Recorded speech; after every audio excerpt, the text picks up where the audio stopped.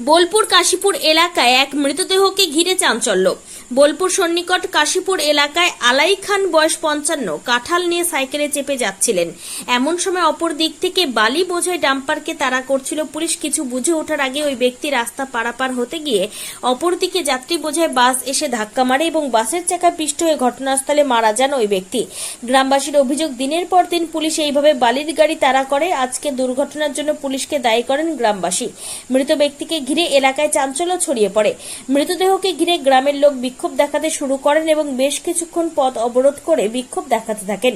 ঘটনাস্থলে বিশাল পুলিশ বাহিনী। পুলিশের সামনেই গ্রামবাসীরা ক্ষোভে ফেটে পড়েন। গ্রামবাসীদের দাবি, এইভাবে পুলিশ বালি গাড়ির পেছনে তাড়া করতে গিয়ে এক নিরীহ ব্যক্তি প্রাণ হারালো। পরে পুলিশ গ্রামবাসীকে বুঝিয়ে বিক্ষোভ তুলে দেন। মৃত ব্যক্তিকে ময়নাতদন্তের জন্য বোলপুর মহকুমা হাসপাতালে পাঠানো হয়। গ্রামবাসীরা ওই মৃত ব্যক্তির ক্ষতিপূরণের দাবি জানান। গ্রামবাসীরা আশা যে তাদের দাবি পূরণ করবে বলে বিক্ষোভ তুলে নেন। ওই ব্যক্তির মৃত্যুতে গ্রামের শোকের ছায়া নেমে এসেছে। পুলিশ ঘটনা এখন ভাগ্য আমি ছিলাম বলে এখন এখানে যদি কোনো বিচার না হয়েছে এইখান থেকে লাশ উঠবে না, এইখান থেকে উঠবে না। তুমি একটা বলে দিচ্ছি,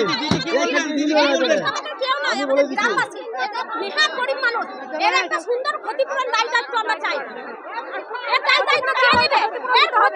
ওনার নাম কি? আলাই খান। আলাই খান উনি বোধহয় ব্যবসায়ী ছিলেন, ব্যবসা করতেন, কাঠের ব্যবসা,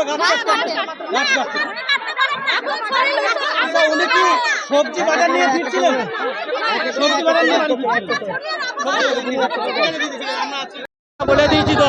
আর পুলিশের গাড়ি যদি বালির গাড়ি ধরবে সালো দিকে পুড়িয়ে মারবো, সালো দিকে ধরতে পারতাম।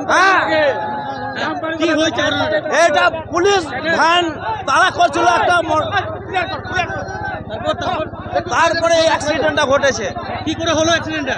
ওই যে পুলিশ গাড়ি মানে বালির গাড়ি ধরছিল, তাড়া করছিল, এই গাড়িটা স্পিডে আসছিল, ডাইনে বাঁয়ে করতে করতে মেরে দিয়েছে। আপনারা কি চাইছেন?